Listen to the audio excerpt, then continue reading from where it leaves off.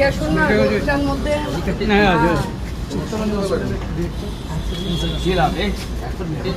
doctor গুপ্ত central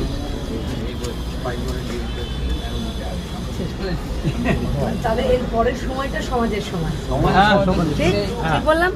মানে এতদিন ছিল কাজের ব্যাপার এখনের সময়টা হবে সমাজকে দেওয়ার সময় এবং আমার পূর্ণ সহযোগিতা চাই আপনাদের পূর্ণ সহযোগিতা একদম একদম একদম একদম আমি কথা বলি ফর্মালি এখন কথা বলবার কথা বলি আমি সুমনকেও বলেছিলাম যে আমাদের এখানে যারা ডাক্তারবাবুরা আছেন হ্যাঁ সেই রেসপেক্টেড ডক্টর লিস্ট অরিন্দ এদিকে এসো হ্যাঁ আচ্ছা একটু এইরকম আচ্ছা উনি ছিলেন চিত্তরঞ্জন ক্যান্সার হসপিটালের মানে দায়িত্বে ছিলেন আচ্ছা আপনি ঠিক আছে ওনারা রিটায়ার আমি তাই বলেছি এখন পুরো সময়টা সমাজকে দেওয়ার সময় আমরা একটা চলে আসবো যারা যারা দায়িত্ব থাকবেন ডাক্তারবাবুরাই হাসপাতালের দায়িত্বে ডাক্তারবাবু একদম এর বাইরে কোনো অনর্থা হবে না আপনারাই সব থেকে ভালো বুঝবেন একটা হাসপাতালকে আমরা এই হাসপাতালটাকে নিয়ে আমি সিএম স্যারের সঙ্গেও কথা বলেছি আমাদের সিওমোতে যে দেওয়া আছে তার মধ্যেও আমি বাঘাযতীন হাসপাতাল যাতে এটা সুপার স্পেশালিটি হাসপাতাল হিসেবে কারণ বর্তমান পরিস্থিতি যা আপনি ওনাদের আপনার স্যার নাম ফোন নাম্বার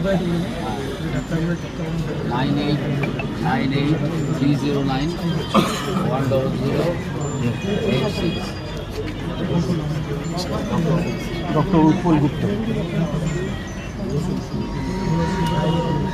96351 কোথায় আছো 96351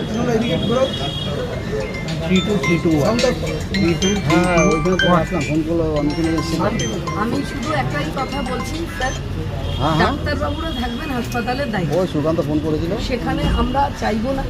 কোনো রকম গত 15 বছর আমরা যা দেখলাম প্রতিটা হাসপাতাল প্রতিটা ক্লাব প্রতিটা সংস্থায় সরকারি জায়গা এবং রাজনৈতিক যে ভয়ঙ্কর একটা প্রভাব তাতে মানুষ বিরক্ত আমি গতকাল একটা ক্লাবে গেছিলাম রবীন্দ্র নজরুল সন্ধ্যায় সেখানেও বলে এসেছি যে পাড়ার লোকেদের ক্লাবে জায়গা দিন